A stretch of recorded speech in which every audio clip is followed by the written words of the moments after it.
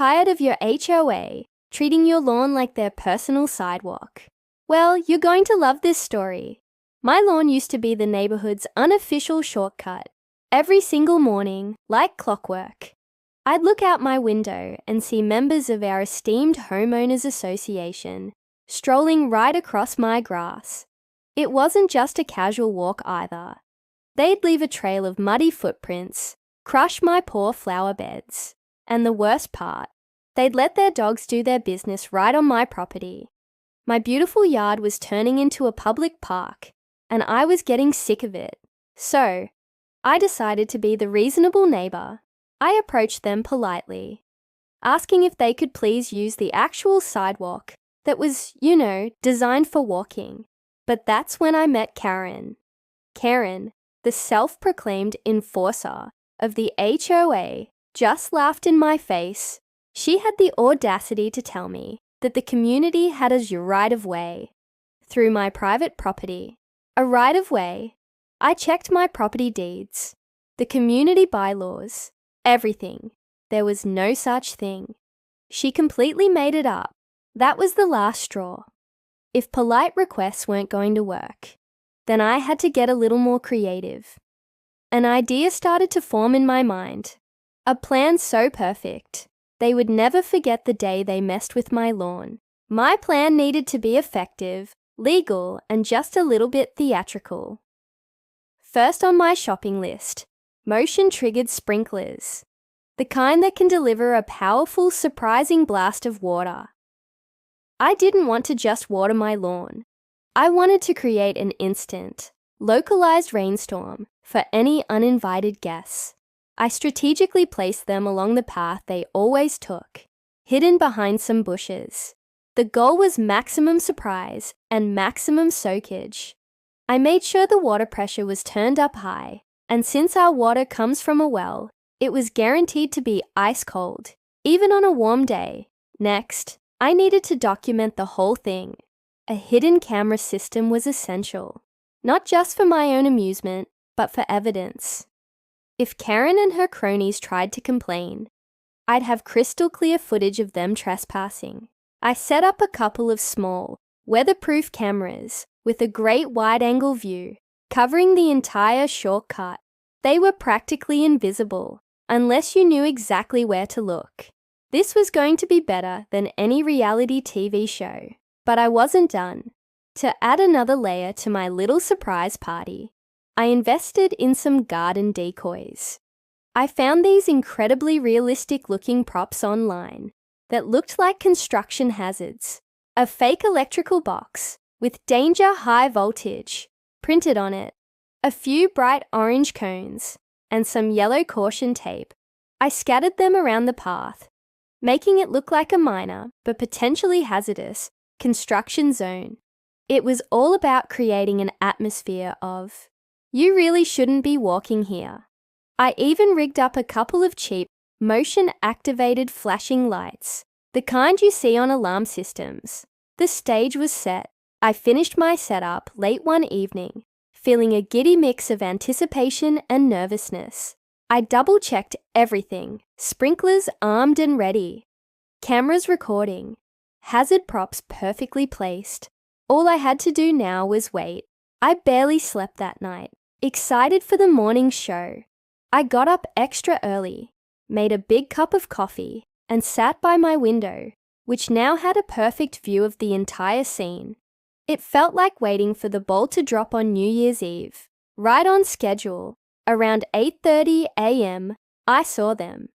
It was Karen, leading her usual little parade of HOA walkers.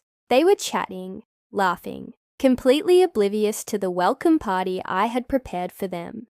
They stepped off the sidewalk and onto my lawn, heading straight for their usual path. My heart started pounding. This was it, the moment of truth. Karen was in the lead, phone in hand, not paying any attention. As she passed the first hidden sprinkler, it happened. A sudden, powerful blast of freezing cold water shot out, hitting her square in the back. Her shriek was glorious.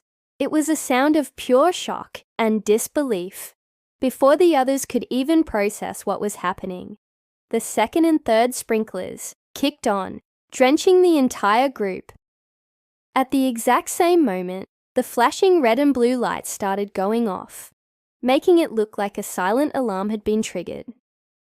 It was absolute chaos. People were screaming, slipping on the wet grass, and scrambling to get away. Karen was yelling, trying to figure out what was going on. Completely soaked from head to toe, the high voltage sign and caution tape just added to their panic. They must have thought they'd wandered into some kind of security-protected hazard zone.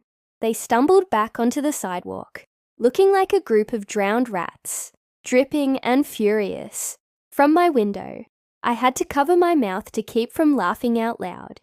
It was even better than I had imagined. But the best part was yet to come. The footage from my hidden cameras was pure gold. I edited together a short clip of the whole incident, set it to some comically dramatic music, and, well, let's just say, it found its way onto the neighborhood's social media page. Within minutes, my phone started buzzing. The video went viral in our community. The comments were hilarious. People were posting laughing emojis, saying, "That's what they get," and, "Finally someone stood up to the HOA." The entire neighborhood saw Karen and her crew for what they were, entitled trespassers who got exactly what they deserved.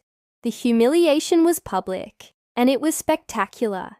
Unsurprisingly, the HOA called an emergency meeting that very evening. I got a formal summons, and I walked in there with a huge smile on my face. I could feel the daggers staring at me from Karen and her drenched companions. But this time, the tone was completely different. They weren't there to lecture me about the length of my grass or the color of my mailbox. They were there to apologize. The head of the HOA, looking incredibly embarrassed, publicly apologized for the misunderstanding and for trespassing on my property. They admitted there was no right-of-way and assured me it would never happen again. Karen just sat there, fuming silently, not making eye contact with anyone. I graciously accepted their apology, mentioning that my security system was a permanent installation, just in case anyone forgot the rules again. The aftermath has been blissfully quiet. Karen hasn't set a single foot on my property since that day. In fact, she crosses the street to avoid walking past my house now. My lawn, once trampled and sad, is now flourishing. It's the greenest, most peaceful patch of grass on the entire block. My flowers are blooming, and the only footprints you'll find are my own. It just goes to show that sometimes a well-placed sprinkler system and a little bit of public humiliation can be far more effective than a polite conversation, and my property values have never been more secure. So, what do you think? Was I in the right? Let me know your own HOA horror stories in the comments below. I read every single one. If you enjoyed this little tale of suburban justice, make sure to hit that like button and subscribe for more stories. Thanks for watching, and I'll see you in the next video.